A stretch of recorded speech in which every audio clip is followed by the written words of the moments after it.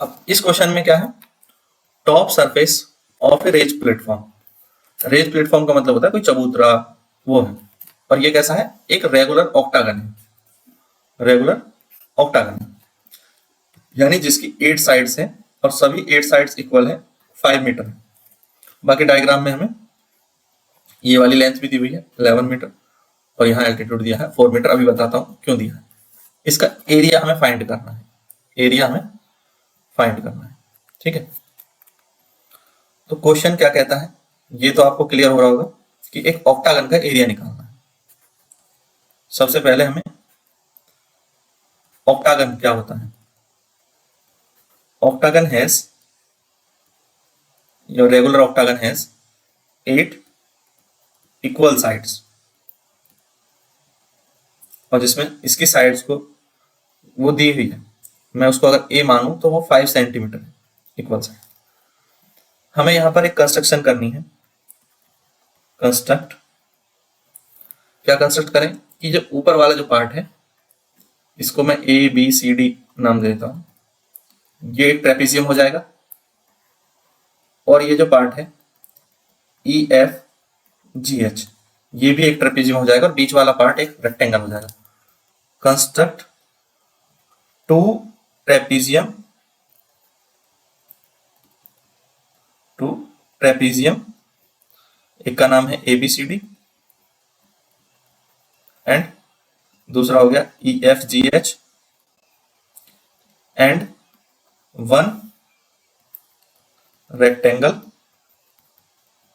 Rectangle हो जाएगा C D H E in this given figure of regular octagon. Octagon में हमने 2 trapezium और एक रेक्टेंगल बना लिया, इनका हम एरिया निकालेंगे। तो सबसे पहले हम निकालेंगे एरिया ऑफ ट्रेपेजियम, जो कि एक तो ए बी सी डी है वो भी सेम ही है and E F G H, क्योंकि इसके भी डायमेंशन सेम ही है तो दोनों का एक साथ आ जाएगा, ठीक है। दोनों का जो एरिया है वो एक साथ आ जाएगा। तो मैं इसका नाम रख देता हूं A1 और इस एरिया को कह देता हूं A2, ठीक है। ये बीच वाला एरिया हम बाद में निकालेंगे A3। तो A1 और A2 जो है वो दोनों एरिया इक्वल होंगे, क्या होंगे 1/2 into the sum of parallel sides, sum of parallel sides into altitude या perpendicular distance between parallel side. तो 1/2।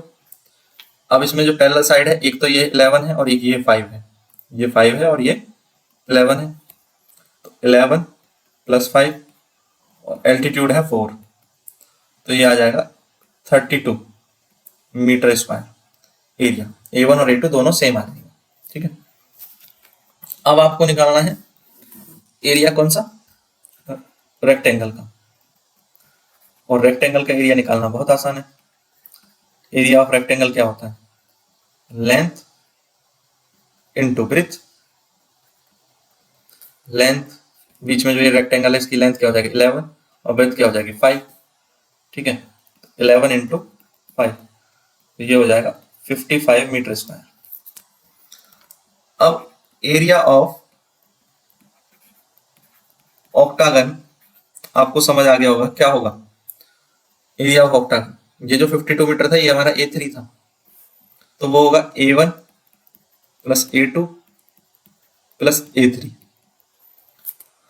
A1 है 32, A2 भी है 32 और A3 है 55, तो ये दोनों हो गए 64 + 55, तो this will be equal to 119 meter square.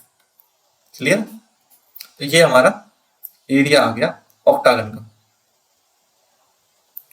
जो हमें निकालना था। ऑक्टागन का एरिया आ गया। क्या किया हमने, इसको कंस्ट्रक्ट किया। सबसे इंपॉर्टेंट चीज ये समझो कि 2 ट्रेपेजियम बनाए ABCD और EFGH और एक रेक्टेंगल बनाया। उसके बाद एरिया निकाला ट्रेपेजियम का फॉर्मूला हम ट्रेपीजियम के लिए जानते हैं एरिया का, वो होता है 1/2 इंटू जो पैरेलल साइड का सम होता है।